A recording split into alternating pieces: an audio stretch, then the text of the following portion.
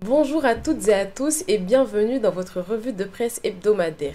Cette semaine, nous revenons sur les événements marquants à Mayotte. Et au sommaire, nous aurons les actions de la FMAPAR pour les seniors, la mobilisation des élèves du lycée de Sada et un incident au lycée des Lumières à Mamoudzou.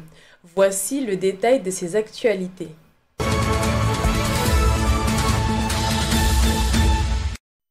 La FMAPAR, la Fédération mahoraise des associations des personnes âgées et des retraités, continue d'accompagner les seniors sur tout le département. Dirigée par Madame Mariama Kassim, la fédération compte 25 associations et collabore avec des institutions telles que l'ARS, la CCM ou encore le département de Mayotte. Elle aide les aînés dans leur démarche administrative et la défense de leurs droits sociaux, tout en œuvrant à briser l'isolement et à favoriser la solidarité intergénérationnelle. La FMAPAR organise également des événements de prévention comme la journée Alzheimer à Chiconi et accompagne les travailleurs en fin de carrière pour préparer sereinement leur départ à la retraite. Plus récemment, la fédération a lancé une plateforme participative accessible à www.fmapar.net. Cette plateforme centralise les actions, propose des conseils de santé et des ateliers de bien-être et permet aux associations et CCAS de partager leurs initiatives. Des QR codes et des ateliers pratiques ont été mis en place pour faciliter l'accès aux seniors et aux familles, faisant du numérique un véritable levier d'inclusion dans les premiers jours. Plus de 500 internautes avaient consulté la plateforme, montrant l'intérêt pour ces initiatives locales. Alors, les rubriques qu'on trouverait dans cette plateforme sont lesquelles, par exemple? Alors, il y a différentes rubriques. Il y a la première rubrique, où l'accueil, où on présente un peu la FMAPAR, les actions, les objectifs de la FMAPAR. Et puis, on a aussi le rubrique partenaires, où on a les partenaires institutionnels qui, comme je vous disais tout à l'heure, qui nous ont soutenus sur la création de cette plateforme. Donc, on met en avant où ces partenaires, dès que, par exemple, ils ont des actions, ils nous font part et nous, on met sur la plateforme pour pouvoir informer toute la population de ce qui se passe et pour qu'ils soient à jour des informations. Ensuite, on a aussi toute la partie association. Les associations, où on a les associations adhérentes avec les actions à venir. Ils nous envoient leur programmation qu'on met sur la plateforme, mais aussi les actions passées pour que, si on est sur les actions, on va les accompagner dans leurs actions. On prend des photos, on met tout dessus pour que demain, ils puissent revenir dessus et retélécharger si besoin. Après, aussi, on a une rubrique aussi où on va faire de la prévention. C'est-à-dire que toutes les spots de prévention qui ont été réalisés par la FMAPAR avant, ils vont se retrouver sur cette plateforme, mais aussi des spots à venir aussi qui prochainement nous allons les préparer pour pouvoir les mettre aussi sur la plateforme pour pouvoir permettre à nos personnes âgées, s'ils ont besoin de s'informer ou de pratiquer des activités, des petits ateliers de mise en forme à la maison, et ils pourront avoir accès en un clic sur le QR code que nous, par la suite, on va travailler, on va aller sur le terrain et s'il faut l'installer sur les téléphones des personnes qui ont des téléphones assez on va dire, moderne, on pourra le mettre sur leur téléphone et leur montrer comment faire pour pouvoir utiliser le plateforme. Et puis, avec les familles aussi, que on fera des petits ateliers aussi pour présenter le plateforme aux familles pour que ils puissent l'utiliser facilement, que ça soit accessible à toutes les personnes. à tout le monde, quoi. Merci. En tout cas, une nouvelle plateforme qui va certainement éveiller la conscience de chacun. D'ailleurs, libre accès. C'est libre accès aux partenaires. Aux partenaires. Donc, si les partenaires souhaitent nous envoyer des communiqués ou des affiches, ils sont les bienvenus. Ils peuvent nous les envoyer. Et puis, nous, on met directement sur la plateforme. Alors, le plateforme, j'ai oublié de le dire, c'est www.fmapar.net.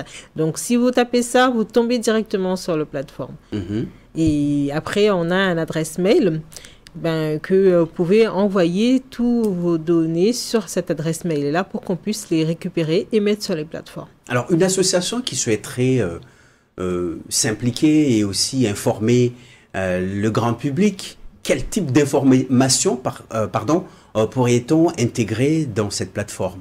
Ouais, par exemple, une association qui a une action qui arrive et qui veut que tout le public de Mayotte soit au courant, il nous envoie que ce soit une information générale ou même, par exemple, actuellement, on a des petites coupures d'eau qui vont arriver récemment. C'est aussi une information qu'on peut mettre sur le plateforme pour que le maximum de personnes puissent voir. Parce que des fois, les informations viennent en copinage, au fait, parce que je connais telle ou telle personne, il va mettre l'information, mais d'autres personnes ne seront pas au courant. Donc, du coup, ça peut aussi être utilisé pour pouvoir informer de tout ce qui se passe. Et puis, les associations, s'ils ont un événement, que ce soit un événement qui touche les personnes âgées ou la population, et qui veut informer de ce qui va se passer, ils sont les bienvenus.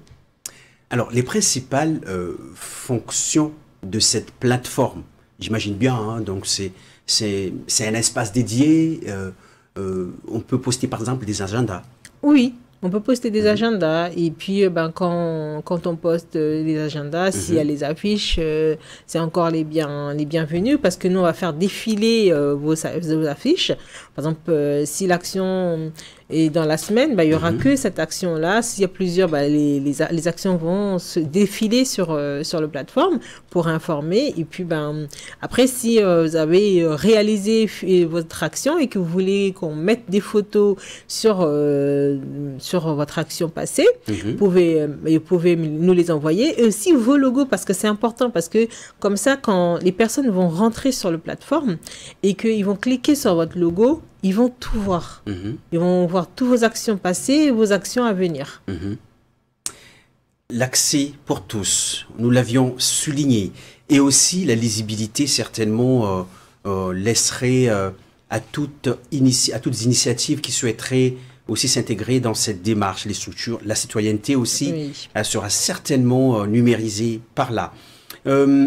Souvent, les jeunes ont accès facile à ce type de plateforme. Est-ce que vous avez pensé aussi aux personnes âgées, à nos aînés, comment y accéder, comment leur donner accès à cette plateforme, étant donné que cette plateforme doit être dédiée à leur insu?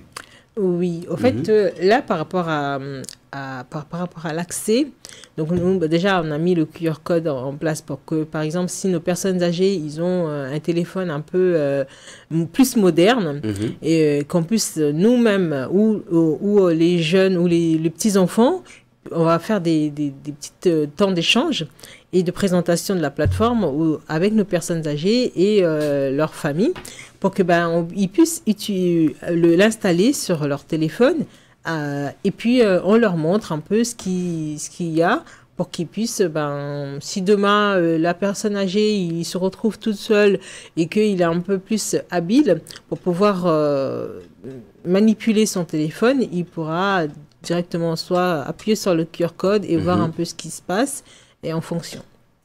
Une formation dédiée. Donc il y aura une formation, on va envisager une formation et un tutoriel aussi pour pouvoir, parce que là pour l'instant c'est en français, mais on va essayer dans les spots aussi de faire des choses sur différentes langues, que ce soit en shimaoré et en kibushi, pour que pour chaque personne puisse se retrouver sur cette plateforme et l'apprécier à sa juste valeur. Alors, quelles sont les visées? Pourquoi mettre en place une telle plateforme au sein de votre structure? Mais en fait, vu que on est là pour nous, les personnes âgées, les retraités, il y en a, on voit que des fois on met en place des actions, mais qui peuvent pas y accéder ou c'est un peu difficile pour eux. Donc du coup, on s'est dit cette plateforme, ça va être l'outil pour pouvoir permettre à nos personnes âgées ou même aux familles d'être informées ou d'informer leurs grands-parents de ce qui se passe. Et puis, parce que des fois, on essaye de les contacter aussi par téléphone et des fois, c'est un peu compliqué. Donc, si, par exemple, ils ont la possibilité d'utiliser le plateforme parce que c'est un outil réponsive, c'est-à-dire au téléphone, avec le téléphone on peut l'avoir, sur internet, enfin sur un écran d'ordinateur on peut l'utiliser. Donc du coup les jeunes par exemple s'ils sont chez mamie ou papy, ils pourront facilement s'y mettre. Si la personne âgée il est au courant, il pourra lui dire vas-y ouvre un coup ton ordinateur, vas-y sur la plateforme de la FMAPAR pour que je puisse un peu voir ce qui se passe, ce qui va arriver. Donc ça peut être aussi un grand outil pour eux.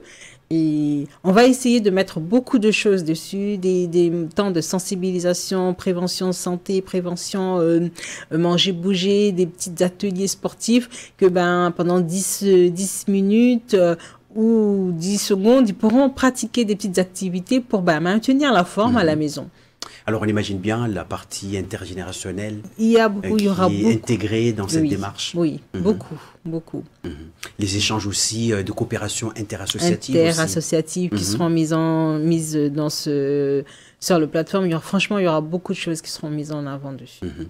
Merci. En tout cas, vous êtes déjà informés. Restez à l'affût. Et aussi, le site internet est bien disponible. Nous l'avions essayé et c'est vrai, c'est disponible. Il y a déjà pas mal de publications là-bas et on est quand même libre d'y accéder, d'aller publier. Alors, l'accès n'est pas totalement libre. Par exemple, je suis une association qui souhaiterait mettre en avant une action à venir. Je prendrai contact avec qui? Vous prenez contact avec la FMAPAR, nous appelez ou sinon vous nous envoyez un message sur la fédération, l'adresse mail de la fédération.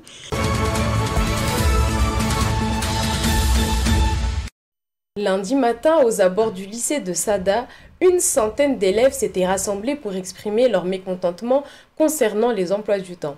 Depuis la rentrée, des renforts avaient été mobilisés pour construire des emplois du temps optimisés dans l'intérêt des élèves. Mais la dernière version, partagée le samedi 20 septembre, nécessitait encore quelques ajustements.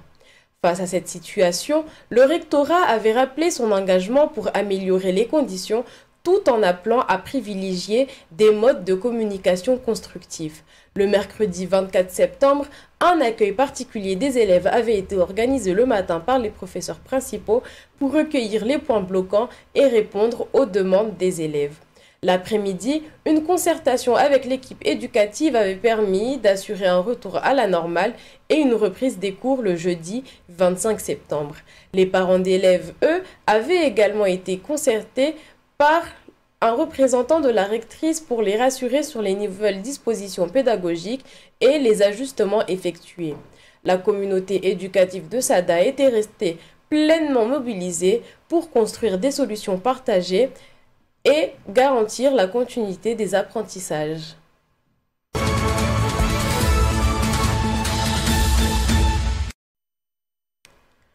Mardi matin, un incident plus grave s'était produit au lycée des Lumières à Mamoudzou. Vers 10h15, une altercation entre élèves avait nécessité l'intervention immédiate des forces de l'ordre. Deux jeunes avaient été blessés, l'un à la tête par un projectile, l'autre à la poitrine par un stylo.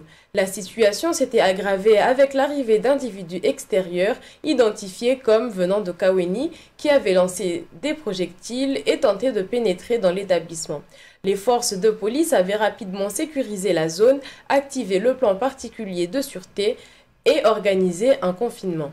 L'évacuation des 1900 élèves avait été effectuée de manière progressive à partir de 12h25, village par village. Malgré quelques heures de mineurs aux abords de l'établissement, l'ordre avait été rétabli et les cours ont pu reprendre normalement dans l'après-midi. Les autorités académiques et les familles avaient été informées et la surveillance de l'établissement avait été renforcée pour prévenir tout nouvel incident.